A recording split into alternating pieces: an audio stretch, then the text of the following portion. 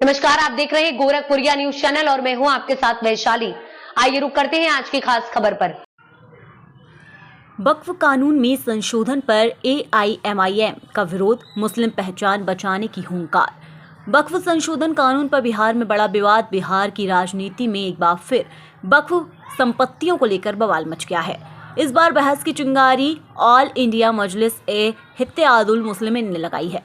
Party के बिहार प्रदेश अध्यक्ष अख्तरुल ईमान ने इस मुद्दे को लेकर केंद्र सरकार पर तीखा हमला बोला है और 29 जून को पटना में एक बड़ा विरोध प्रदर्शन करने का ऐलान किया है।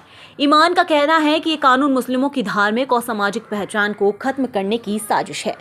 क्या है एआईएमआईएम का आरोप?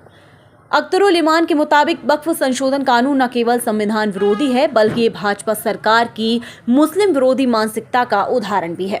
उन्होंने कहा कि केंद्र सरकार वक्फ संपत्तियों का सरकारीकरण करना चाहती है ताकि हजारों साल पुरानी मस्जिदें, कब्रिस्तान, मदरसे और धार्मिक स्थल सरकारी कब्जे में आ जाएं। उन्होंने केंद्र सरकार पर यह भी आरोप लगाया है कि ये कानून लाकर मोदी सरकार अपने राजनीतिक विरोधियों से ध्यान भटकाना चाहती है और देश में धार्मिक ध्रुवीकरण को बढ़ावा देना चाहती है। दाढ़ी टोपी कब्रिस्तान बचाओ का नारा। एआईएमआईएम इस आंदोलन को धार्मिक पहचान की रक्षा से जोड़ रही है। उन्होंने इस विरोध की टैगलाइन दाढ़ी टोपी कब्रिस्तान बचाओ रखी है, जो मुस्लिमों की पहचान को प्रतीकात्मक रूप से दर्शाता है। अख्तरुल ईमान का कहना है कि कानून केवल संपत्ति पर कब्जा भर नहीं है बल्कि मुस्लिम समाज की धार्मिक स्वतंत्रता और उनकी सांस्कृतिक विरासत पर सीधा हमला है।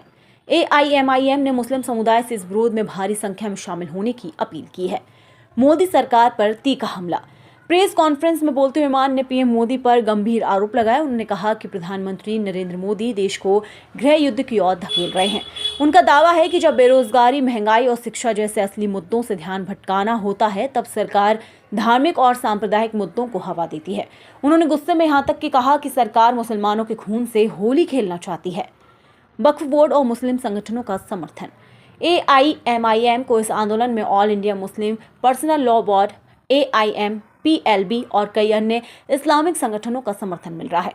इन संगठनों का कहना है कि ये कानून मुस्लिमों की धार्मिक स्वायत्तता पर हमला है और अगर इसे नहीं रोका गया तो भारत में सांप्रदायिक सौहार्द खतरे में पड़ सकता है। बिहार के कई जिले में मुस्लिम समाज के लोग इस रैली में शामिल होने के लिए पटना पहुंचने की तैयारी कर रहे हैं। विपक्षी दलों की चुप्पी पर सवाल।